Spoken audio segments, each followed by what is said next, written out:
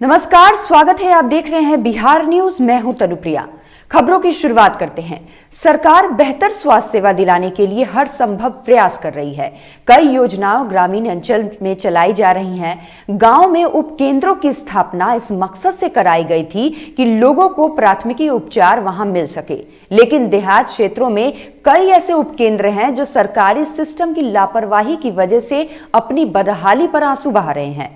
मामला सुपौल जिले के किशनपुर प्रखंड अंतर्गत अतिरिक्त प्राथमिकी स्वास्थ्य केंद्र खखई का है, जहां न तो पीने का पानी की व्यवस्था है और न ही शौचालय की व्यवस्था है। सुविधाओं के नाम पर यहां कुछ भी नहीं है। ग्रामीणों का आरोप है कि चिकित्सक कभी कभी आते हैं। पानी की समुचित व्यवस्था है, न कोई चिकित्सा सुविधा। स्वास्थ्य केंद्र परिषद में गंदगी नजर आती है।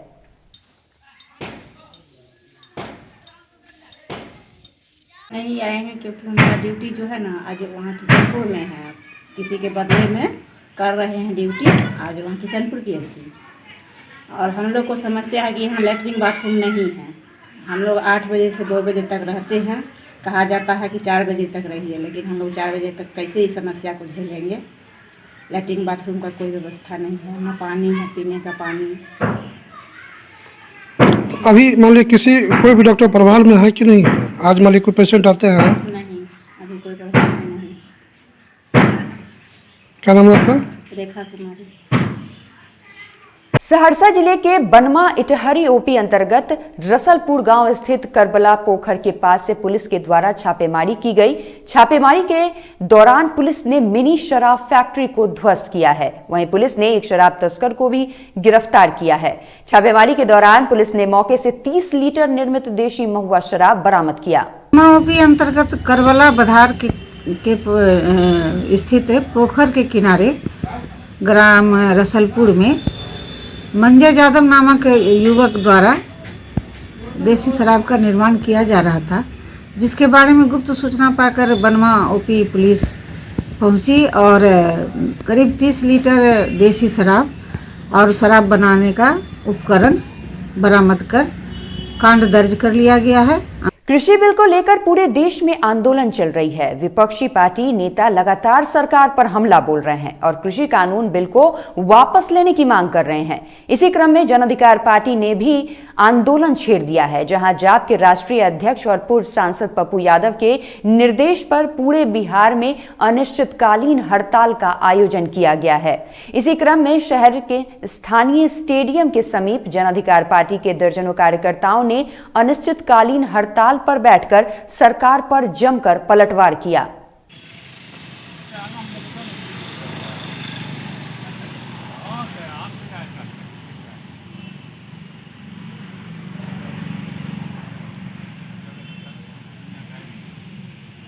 जन अधिकार पार्टी के राष्ट्रीय सुप्रीमो माननीय राष्ट्रीय अध्यक्ष पप्पू यादव के निर्देश पे अनिश्चितकालीन किसान के समर्थन में यह धरना जारी है। और जब तक किसान की मुद्दा को भारत सरकार सही नहीं करती, तब तक अनिश्चितकालीन यह धरना जन अधिकार पार्टी का चलता रहेगा। मैं कहूँगा, अभी तक जितने भी आंदोलन हुए हैं उस आंदोलन को किसी ने गति नहीं दिया। और माननीय पप्पू यादव जी जिस आंदोलन को उन्होंने अपना गति दिए हैं, उन्होंने अपना समर्थन दिए हैं, वह आंदोलन मुकाम तक पहुंची है। चाहे वो मुजफ्फरपुर का बालिका कांड हो, चाहे बिहार के अंदर में कोई भी परेशानी हो। और मुझे विश्वास है जन अधिकार पार्टी पप्पू यादव के निर्देश पे, पप्पू यादव के अगुवाई में यह कानून को अंतिम मुकाम तक पहुंचाएगी। रोहतास जिले के दावत में पेड़ से एक युवक का शव लटका हुआ पाया गया। मृतक भुवनेश्वर शर्मा का पुत्र था। बताया जाता है कि वह झारखंड में रहता था, लेकिन पिछले कुछ दिनों से अपने गांव आया हुआ था। बता दी, लोगों ने उसका शव एक इमली के पेड़ से लटका पाया तो सनसनी फैल गई। आक्रोशित लोगों ने सड़क को जाम कर दिया तथा मामले की उच्च स्तरीय जांच की मांग की है। पुलिस ने फिलहाल शव को अपने कब्जे में लेकर पोस्टमार्टम के लिए भेज दिया है।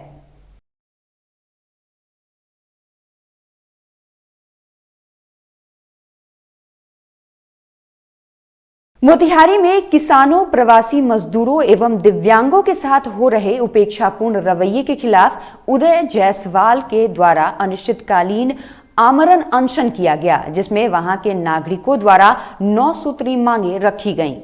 ग्राम विकास समिति के तत्वाधान में अनिश्चितकालीन आमरण अनशन किया जा रहा है, क्योंकि जमुनिया कवैया पैन का उड़ाही करने वाले संवेदक द्वारा उदासीनता बरतते हुए मनमानी करते हुए श्रीपुर उत्तरवाड़ी के जगह बीच में पैन को खुला छोड़ दिए, जिस कारण श्रीपुर उत्तरवाड़ी, बसवड़िया, भोरहर और श्रीपुर कस्बा सहित अन्य गांवों के सैकड़ों एकड़ जमीन में पानी लग गया। पानी लगने से गेहूं का बुआई, मसूर, दलहन, तिलहन का बुआई नहीं हो पा रहा है। किसानों के पूर्व में भी धान का फसल बर्बाद हुआ।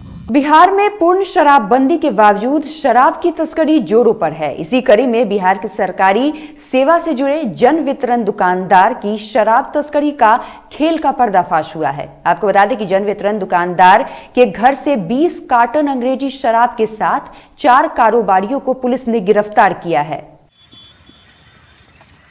ट्रक पर क्या लदा है? ट्रक पर क्या है? जैविक खाद और उसमें दारू है। लगभग कितने कार्टून था? तो कितने कार्टून था?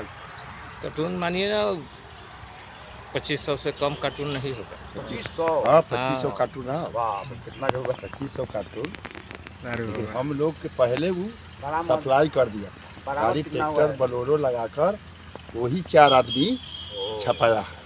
मोतिहारी में यूनाइटेड प्राइवेट स्कूल एसोसिएशन लगातार पिछले 7 माह से निजी विद्यालय, निजी शिक्षक, कोचिंग संचालक एवं इस रोजगार से जुड़े सभी कर्मचारी भाई बहनों की कोविड-19 की वजह से उत्पन्न आर्थिक तंगी, बेरोजगारी, भुखमरी बंद हो रहे निजी विद्यालयों की आवाज उठा रहा है।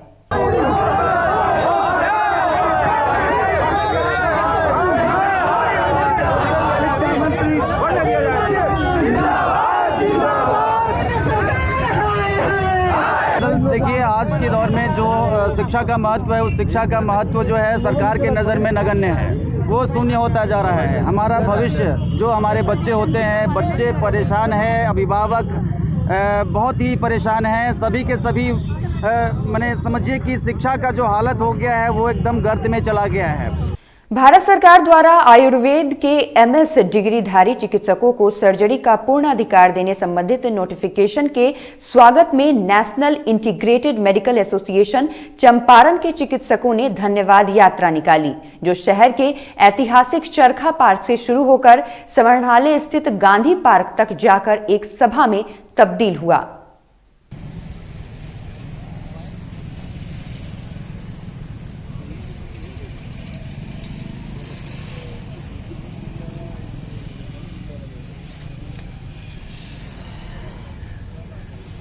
सरकार ने हम आयुर्वेद चिकित्सकों को उसका वाजिब हक, जो सर्जरी का हक हमारा था, प्रदान किया है पूर्ण रूप से बाकायदा गजट बनाकर। हम उसके लिए भारत सरकार को धन्यवाद देते हैं और वही धन्यवाद ज्ञापन करने के लिए हम लोग ये धन्यवाद रैली निकाले हैं। भारत सरकार ने जो आयुर्वेद चिकित्सक को जो सर्जरी का अधिकार दिया है, उसके लिए हम लोग भारत सरकार का धन्यवाद देने के लिए आज जुलूस निकाले हैं और मंत्रालय को भी हम लोग धन्यवाद दे रहे हैं। राजगीर में बुद्ध पथ पर बन रहे नेचर सफारी काफी तेजी से तैयार हो रहा है। भगवान बुद्ध इसी बुद्ध पथ से गया से राजगीर आए थे। यह प्रकृति की छटाओं के बीच बसा है। मुख्यमंत्री नीतीश कुमार के ड्रीम प्रोजेक्ट राजगीर में अब दिखने लगा है। कई योजनाएं पूरी होने के कगार पर हैं, तो कई पूरे कर ली गई हैं। इन्हीं योजनाओं में से एक जू सफारी से आगे जंगल के बीच बन रहा नेचर सफारी है। इसमें प्रकृति को दिखाने के साथ एक रोमांच भरने की कोशिश की जा रही है। 9 किलोमीटर लंबी एरिया में बन रहे नेचर सफारी में ग्लास ब्रिज यानी शीशे का पुल बनाया गया है, जो लगभग पूरा हो गया है। खुदा के विजिट किए हैं, उनका देन है कि इस जगह पर हम लोग पहुंचे हैं, इस माहौल का आनंद ले रहे हैं। अभी क्या देखने के लिए आप आए? हम लोग अभी ब्रिज देखने के लिए आए हैं, जो शीशा का ब्रिज बना है वही देखने के लिए आए हैं। क्या नाम है आपका? जयप्रकाश कुमार। अभी सबसे ज़्यादा लोगों के मन में कौतूहल का विषय बना हुआ है ग्लास का ब्रिज, जिसे देखने के लिए हम और बाकी तमाम लोग यहाँ पे आ रहे हैं। हालांकि वो अभी बंद है, लेकिन काफ़ी ही सराहनीय कार्य किया गया है बिहार सरकार के द्वारा कि राजगीर में 4 चांद लगाया गया है ग्लास ब्रिज के द्वारा। और ये जो जू सफारी बन रहा है, नेचर सफारी जो बन रहा है यहाँ पे पर्यटक जो हैं वो गाड़ी के अंदर रहेंगे और बाकी जितने भी जानवर हैं, जंगली जानवर हैं, वो बाहर रहेंगे। तो एक अलग ही लुत्फ लोगों को यहाँ पे देखने को मिलेगा। हम लोग काफ़ी दूर से चल के आए हैं, यहाँ का पता चला कि नेचर सफारी वगैरह बना है और ये भी पता चला कि ये जो मार्ग है जो सोनभंडार से होते हुए जेठियन की तरफ जाता है, बुद्ध भगवान इसी रास्ते से गए थे और जिनका सब कुछ देखने को मिलता है। स्टार्टिंग से ही बुद्ध भगवान का मुकुट का गेट बना हुआ है, सब कुछ बना हुआ है और जस्ट इसके आगे में नेचर सफारी स्टार्ट होता है, जहाँ पे एक शीशे का ब्रिज भी बना हुआ है जो कि बिहार का सबसे पहला और इंडिया का भी सबसे पहला ब्रिज है। नालंदा में कृषि बिल के विरोध में जन अधिकार पार्टी के दर्जनों कार्यकर्ता शहर के अस्पताल चौक पर धरना दिया। इस दौरान कार्यकर्ताओं ने केंद्र सरकार के खिलाफ जमकर नारेबाजी करते हुए सरकार से इस बिल को वापस लेने की बात कही। इस मौके पर प्रदेश युवा अध्यक्ष राजू दानवीर ने कहा कि देश भर में किसानों का आंदोलन जोरों पर है। केंद्र सरकार ने इस काला कानून को लाकर किसानों को मारने का काम किया है। हमारे देश के जो अन्नदाता है, भाग्य विधाता है, आज इतनी कड़ाके की ठंड में भी रोड पर है और ये केंद्र सरकार के विरोधी और किसानों के साथ अन्याय साफ दर्शा रहा है। किसान आज हाशिए स्थिति पर है। पुत्रों के खिलाफ ये जो काला कानून लाया गया है उसके खिलाफ हम लोग यहाँ धरना पर हैं और ये धरना राज्यव्यापी है और अनिश्चितकालीन है और ये तब तक चलता रहेगा जब तक केंद्र सरकार इस काले कानून को वापस नहीं लेती है। हम हर कीमत पर, हर स्थिति में किसानों के साथ खड़े हैं। और इसी के साथ इस वक्त के बुलेटिन में बस इतना ही। आप देखते रहिए बिहार न्यूज़। नमस्कार।